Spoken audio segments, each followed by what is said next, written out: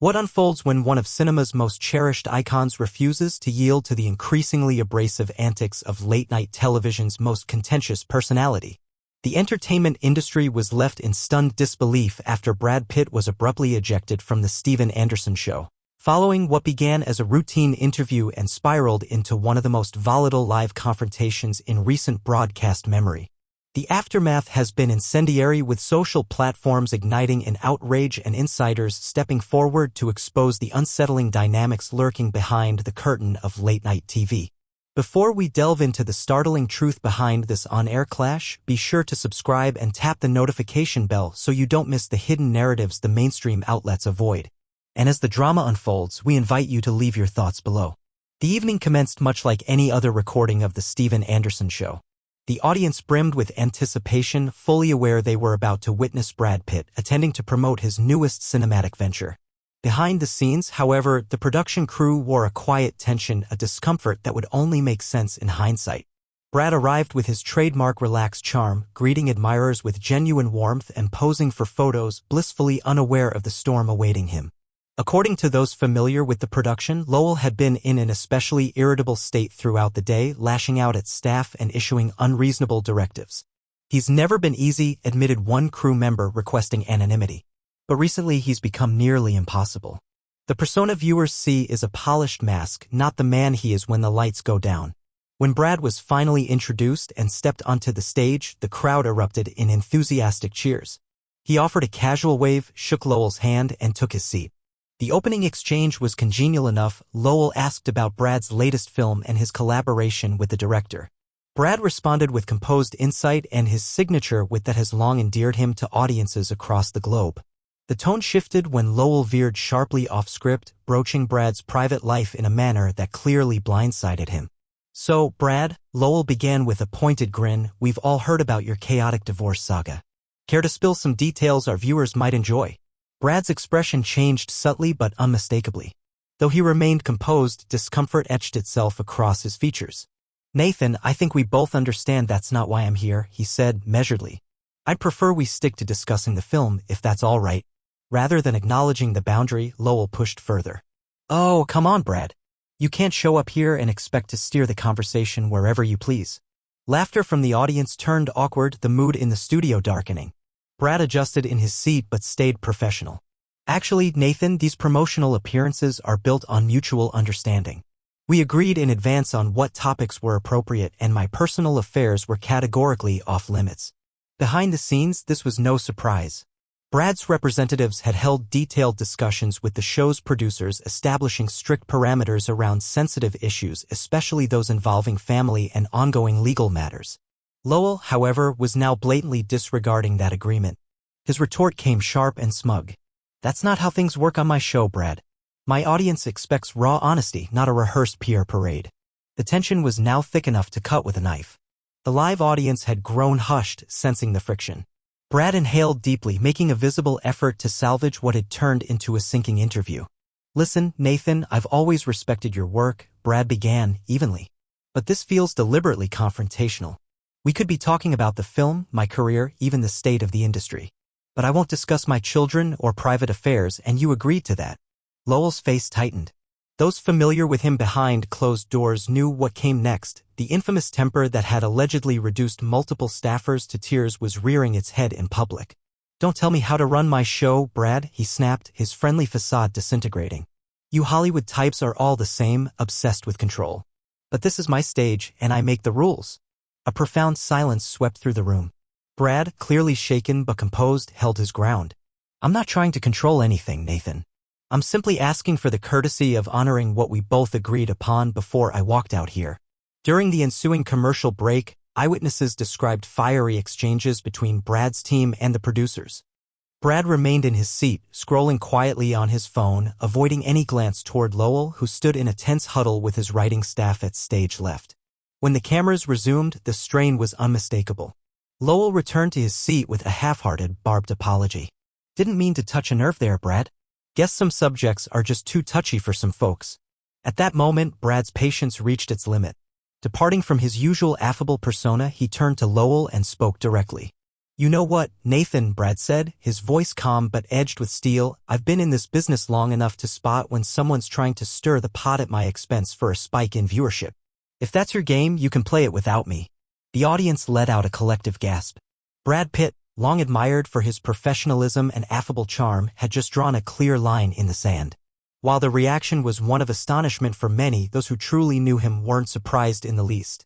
Brad is endlessly gracious, shared a longtime collaborator, but he's also unwavering when it comes to principle. He won't tolerate manipulation or intimidation, not even from someone as entrenched in the industry as Lowell. Lowell's face darkened, a flush creeping across his cheeks. Under the desk, his fingers clenched so tightly the camera caught his knuckles turning white. "Are you implying that I'm baiting you for ratings?" he asked, his voice dropping to a low, dangerous pitch. "I'm not implying anything," Brad replied coolly. "I'm saying it outright. And your reaction tells me you know it's the truth." What followed was a moment that would ripple far beyond the studio walls, an exchange so raw, so unexpected, it would set the internet ablaze. Lowell, clearly unaccustomed to being openly challenged on his own platform, lost the polished demeanor he wore for the cameras. In its place emerged the volatile temperament whispered about in industry corridors for years. "Go to break," he snapped at the control booth. But the director, caught off guard, hesitated, and in that fleeting pause, the cameras caught every second of what happened next. Lowell leaned in sharply, pointing a finger at Brad, his voice a low hiss but picked up clearly by the microphones. "You think you can come on my show and talk to me like that? Do you have any idea who I am?" Brad didn't flinch. He held the host's gaze with unshaken calm. "I know exactly who you are, Nathan. The real question is, do you? Because this isn't how someone who respects their guests or their profession behaves." The studio was stone silent. Audience members looked on in disbelief, and several began pulling out their phones, instinctively recording what was unfolding. These videos would soon flood social media, providing undeniable proof of the exchange. "You're done here," Lowell growled, his expression contorted with fury. "Get off my stage." For a moment, Brad looked stunned, not by the anger, but by the absurdity of the demand. A faint, incredulous smile flickered across his face. "Are you seriously asking me to leave because I refuse to let you break the agreement we made?" "Security!" Lowell shouted, gesturing to the studio guards stationed by the exits. "Kindly escort Mr. Pitt from the building." Gasps rippled through the crowd, followed by a swell of boos and murmured protests. Some audience members rose from their seats, visibly upset. A few began shouting at the host. Brad, ever composed even in chaos, lifted his hands gently as the guards approached. "No need for that," he said evenly. "I'll see myself out." Turning to the crowd, he offered a warm, appreciative smile, a striking contrast to Lowell's scowl. "Sorry you had to witness this," Brad said. "Not quite the evening any of us had in mind." As he stood, a voice rang out from the audience. "We're with you, Brad." The room erupted in applause, not the polite kind, but a groundswell of support, defiant and genuine. Lowell's expression darkened further. Brad walked off stage with unshakable dignity, nodding respectfully to the security team, who now appeared uneasy about the role they were being asked to play. The applause behind him swelled, less a send-off and more a clear rebuke of the host's behavior. Left behind, Lowell attempted to reclaim control. He returned to his desk, visibly rattled, and forced a hollow laugh. "Well, that was something," he said, his tone light but clearly strained. "Guess some folks just can't handle a little banter, huh?" The audience didn't buy it. Their silence was damning. Cameras panned to several rows where attendees were visibly gathering their things, walking out in disgust. Backstage, Brad's team was already mobilizing, phones in hand as they coordinated the inevitable PR response. Brad himself, according to sources, remained composed. "I hate that it went down like that," he was overheard telling his publicist. "But there are boundaries." And he bulldozed right through them. "I won't sit there and be disrespected just because someone's trying to juice their ratings." Meanwhile, panic simmered in the show's control room. The producers, suddenly thrown into damage control, faced an icy audience and an irreparably tainted atmosphere. The remaining segment was still scheduled to be taped, but the mood was irreversibly changed. Viewers and guests alike were whispering, still reeling from what they'd just seen. It was like watching someone transform. One audience member later told a reporter. "One minute he was the Lowell we've seen for years, charming, quick-witted, and the next he was unrecognizable. So hostile, so cruel. I've been a fan for ages, but I won't be tuning in again." Desperate to reset the energy, the producers tried offering free merchandise and hyping the next celebrity guest. But the damage was done. The rest of the taping unfolded in a frosty silence. Lowell's usual banter fell flat, and what little laughter remained felt obligatory. Forced, hollow, and painfully uncomfortable. As Brad exited the studio, a small crowd of fans and photographers gathered near the back entrance quickly noticed the unexpected timing of his departure. Questions flew from every direction, but in his typical unassuming style, Brad paused briefly to acknowledge them. "Sometimes things don't go the way you expect," he said quietly, his tone even and composed. "That's really all I can say for now." But this was far from the end, it was merely the prologue. By the time Brad reached his car, the internet was already ablaze. Clips of the confrontation, captured by stunned audience members, had begun spreading like wildfire across social media platforms. The raw, unfiltered footage ensured that what transpired inside the studio of The Steven Anderson Show could not be buried beneath polished edits or evasive apologies. Within mere hours, the hashtag Lowell Meltdown was trending globally. Support for Brad surged as fans, celebrities, and media personalities rallied behind him. Former guests of the show began to speak out, revealing long-held grievances and personal accounts of unsettling treatment at the hands of Lowell. "What Brad experienced wasn't an isolated event," confided one acclaimed actress under the protection of anonymity. "Nathan can be cruel when things don't go his way. The difference is, Brad had the grace and the gravitas to speak up. Many of us felt we had no choice but to remain silent." A former writer from the show echoed this sentiment. "There's a reason so many of us didn't stick around," they explained. "The person you see smiling for the camera is a mask. Behind closed doors, that charm gives way to volatility. What the audience witnessed with Brad, that's the version of Lowell we know." In response to the escalating controversy, the network released a carefully crafted statement neutral in tone, yet glaringly evasive. "We value all our guests and aim to foster a space for engaging, respectful dialogue," it read. "We regret that this evening's broadcast of The Steven Anderson Show did not uphold those standards." Brad's team, in contrast, chose a path of dignified silence. They refrained from issuing rebuttals or engaging in public sparring. This restraint only deepened the public's respect for the actor, casting him as the embodiment of professionalism and personal integrity. Entertainment analysts soon began weighing in on the long-term implications for Lowell's career. "Public meltdowns like this aren't just bad PR. They can be fatal," said one veteran columnist. "Especially now, when authenticity matters more than ever, and toxic behavior is no longer excused for the sake of celebrity." Privately, insiders described Lowell as seething over the backlash. Rather than take accountability, he reportedly raged at his team, demanding a way to spin the narrative, only to be told that the circulating footage had made that virtually impossible. By the following morning, what began as a late-night spat had grown into a broader cultural conversation, one that challenged the norms of celebrity interviews and raised uncomfortable truths about the power dynamics at play in talk show culture. Media critics began calling it a defining moment, one that might signal a turning point in how guests are treated and how audiences engage with these platforms. When the official, heavily edited version of the episode aired, the contrast was jarring. The confrontation had been neatly excised.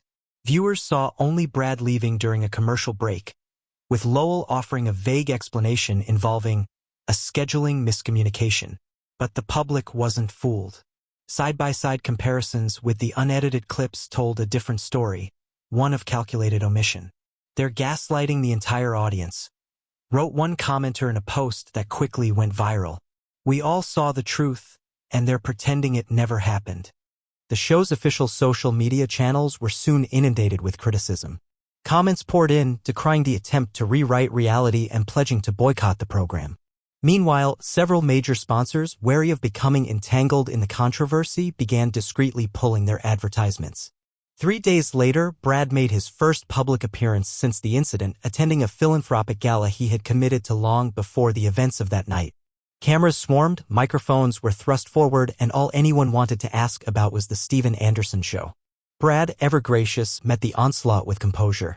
"Look, everyone has off days," he said gently, his tone imbued with empathy, the very quality Lowell had so glaringly lacked. But when you invite someone into your space, whether it's your home or your show, there's a basic level of respect that needs to be upheld. When boundaries are drawn, they should be honored. That's all I was standing up for.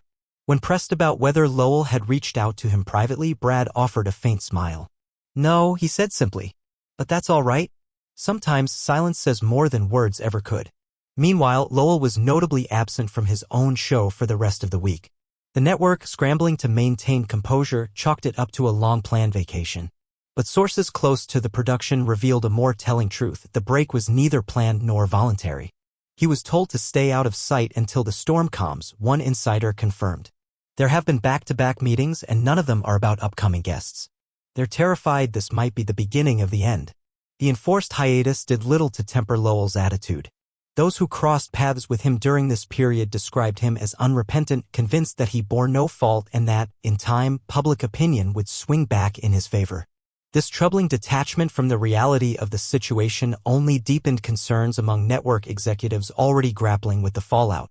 When Lowell finally returned to air the following week, viewers were met with a carefully crafted apology, subdued in tone, but unmistakably scripted. I want to take a moment to address what happened last week with Brad Pitt, he began, voice deliberately softened. Things escalated and I didn't handle it well. I want to apologize to Brad and to all of you watching.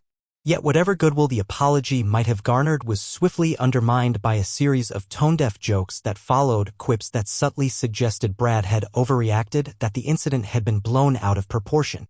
The audience's response was tepid and online backlash reignited almost instantly. Viewers called out the performative nature of the statement, accusing Lowell of deflecting rather than accepting genuine responsibility. Brad, staying true to form, offered no public comment in response. He neither accepted nor refuted the apology, a silence that spoke volumes. This dignified restraint only burnished his public image further, with industry commentators applauding his poise and professionalism amid ongoing provocation. In the days and weeks that followed, the long-term repercussions for Lowell became increasingly clear. Ratings for his show nosedived as viewers made good on their pledges to boycott the program. Behind the scenes, bookings grew scarce. Several high-profile celebrities quietly withdrew from upcoming appearances, unwilling to risk being drawn into similar controversy. Meanwhile, the work environment on set began to unravel. Empowered by the public outcry and emboldened by Brad's example, current and former staff members began to speak out about what many described as a deeply toxic workplace culture. HR complaints surged, prompting the network to launch a formal internal investigation. It's like the floodgates finally opened, said one crew member. For years, people were told to suck it up, that if you wanted a job on a major show, you had to accept the tantrums and the abuse. But now people are waking up to the fact that none of us should have to tolerate that just to earn a living. Faced with a reputational crisis and growing legal concerns, network executives began to explore contingency plans. Though the discussions were kept strictly confidential, whispers of potential replacement hosts began circulating behind closed doors. For Brad, the ordeal proved more galvanizing than damaging. His decision to take a principled stand resonated deeply with the public. Talk show hosts across rival networks quickly extended invitations, offering him the respectful platform he had been denied. Brad eventually sat down for an in-depth interview on a competing program where he was treated with the professionalism and grace befitting his stature. The segment, focused on his latest film and his broader views on the craft, was widely praised for its thoughtful tone, offering a sharp contrast to the spectacle that had overshadowed his prior appearance. The confrontation on Lowell's stage ignited a broader reckoning across the entertainment world. A long-overdue conversation emerged about the exploitative tendencies embedded in some talk shows, the relentless pursuit of viral moments at the expense of guest dignity and mutual respect. In response, several prominent hosts announced revisions to their formats, pledging to work more collaboratively with guests to establish clear boundaries and meaningful topics. Industry observers pointed out that the incident gained such traction precisely because of Brad's status. When someone of Brad Pitt's caliber says enough, the industry listens, explained a seasoned publicist. He's one of the few with the security to walk away unscathed. But most rising talents don't have that luxury, which is why this kind of behavior has gone unchallenged for so long. As time passed, the moment became a parable within Hollywood, a cautionary tale whispered in green rooms and production meetings alike. Lowell's reputation remained badly bruised, with some suggesting irreparably so.